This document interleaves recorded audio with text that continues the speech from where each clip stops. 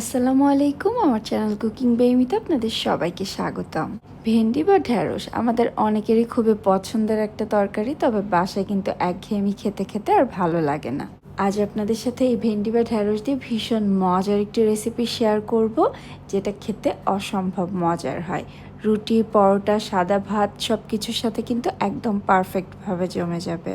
কখনো এভাবে রেসিপিটি ট্রাই না করে থাকলে অবশ্যই একবার ট্রাই করে দেখতে পারেন। আশা করছি আপনাদের অনেক বেশি ভালো লাগবে।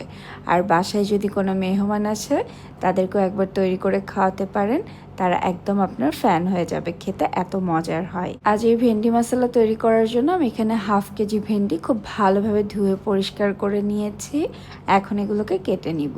যদি একটু বড় সাইজের ভেন্ডি হয় তাহলে 2 টুকরা করে নিতে পারেন, আর যদি ছোট সাইজের ভেন্ডি হয় তাহলে 2 সাইড থেকে শুধু কেটে নিলেই চলবে, সেটাকে আর টুকরা করার প্রয়োজন নেই।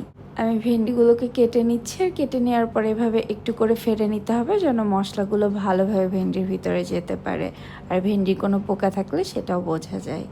সবগুলো ভেন্ডি আমি একইভাবে কেটে নিয়েছি। এখন চুলা একটা প্যান বসিয়ে নিয়ে নিচ্ছি 3 টেবিল চামচের মতো সয়াবিন তেল। তেলটা যখন কিছুটা গরম হয়ে এসেছে, এখন কেটে রাখা ভেন্ডিগুলো দিয়ে দিচ্ছি, আর এগুলোকে কিছুক্ষণ ভেজে নিব। প্রথমে ভেন্ডিতে লবণ অ্যাড করা যাবে না, তাহলে ভেন্ডিটা সফট হয়ে আসবে, ভালো ভাজা হবে না, আর কালারটাও নষ্ট হয়ে যেতে পারে। 2-3 মিনিট ভেজে নেওয়ার পরে এতে স্বাদ মতো কিছুটা লবণ অ্যাড করে নিচ্ছি, আর 1/2 চা চামচের মতো হলুদের গুঁড়া দিয়ে এটাকে আরও 4-5 মিনিটের মতো ভেজে নিব। এ পর্যায়ে কিন্তু ঢাকনা দেওয়া যাবে না, চুলার আঁচটাকে মোটামুটি হাইতে রেখে ভেজে নিতে হবে, তাহলে ভেন্ডির কালারটা সুন্দর থাকবে।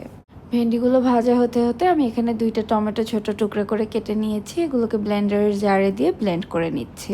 এটাকে ব্লেন্ড করার সময় আমি এক্সট্রা কোনো পানি অ্যাড করিনি, তবে আপনারা চাইলে কিছুটা পানি অ্যাড করে নিতে পারেন। যেহেতু ভেন্ডি মশলা তৈরি করব, এখানে একটা মশলা রেডি করে নিব।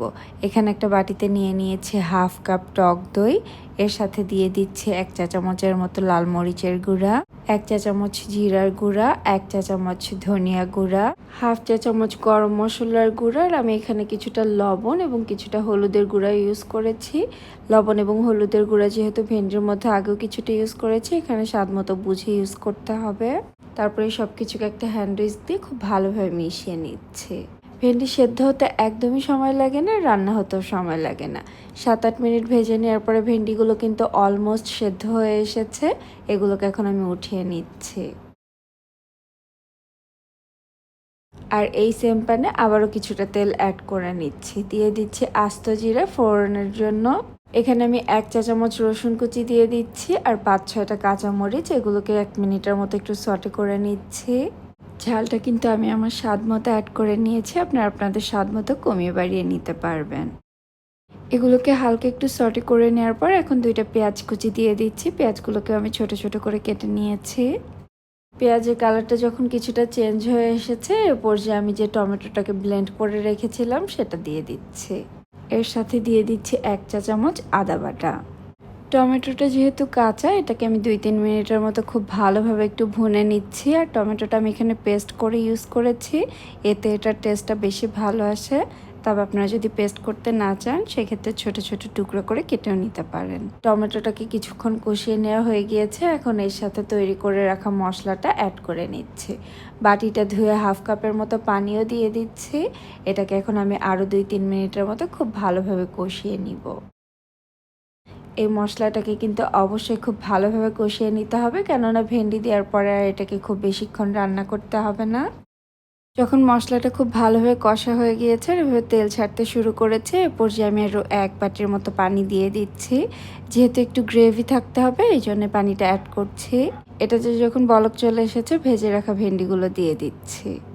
ভেন্ডিগুলো দেওয়ার পরে চুলার আঁচটাকে মিডিয়াম লোতে রেখে এটাকে খুব ভালোভাবে মিশিয়ে নিচ্ছি। আর যেহেতু ভেন্ডিগুলো আগে ভেজে নিয়েছি, এটা রান্না হতে কিন্তু একদমই সময় লাগবে না। ভেন্ডিটাকে ভালোভাবে মিশিয়ে নেওয়ার পর এটাকে একটা ঢাকনা দিয়ে ঢেকে দিচ্ছি, আর 2 মিনিটের মতো এটাকে রান্না করে নিব। এ পর্যায়ে ভেন্ডিটাকে ঢাকনা দিয়ে খুব বেশি সময় রান্না করা যাবে না, তাহলে ভেন্ডির কালারও নষ্ট হয়ে যাবে, আর ভেন্ডি বেশি সেদ্ধ হয়ে গেলেও সেটা খেতেও ভালো লাগবে না। এখন এর সাথে দিয়ে দিচ্ছি 1 চা চামচের মতো চিনি। এই চিনিটা দিলে কিন্তু এটার টেস্ট অনেক গুণেই বেড়ে যাবে, এভাবে ট্রাই করতে পারেন। যেহেতু টক দই দিয়েছি, কিছুটা চিনি দিলে এটার স্বাদ কিন্তু অনেকটাই বেড়ে যাবে। চিনি দেওয়ার পরে এটাকে আবারও খুব ভালোভাবে নেড়ে মিশিয়ে নিচ্ছে আর অল্প কিছুক্ষণ রান্না করতে করতে দেখবেন ওপরে আবারও খুব সুন্দরভাবে কিছুটা তেল ভেসে উঠবে। এই ভেন্ডি মশলা দেখেই নিশ্চয়ই বুঝতে পারছেন এই ভেন্ডির কালারগুলো কিন্তু একটুও চেঞ্জ হয়নি আর ভেন্ডিগুলোও ভেঙে যায়নি, তবে এগুলো খুব ভালোভাবে সেদ্ধ হয়ে গিয়েছে। আমি আজকে ভেন্ডি মশলাটা পরোটা দিয়ে সার্ভ করছি। আমার বাসায় এটা সবাই খুবই পছন্দ করে পরোটা দিয়ে।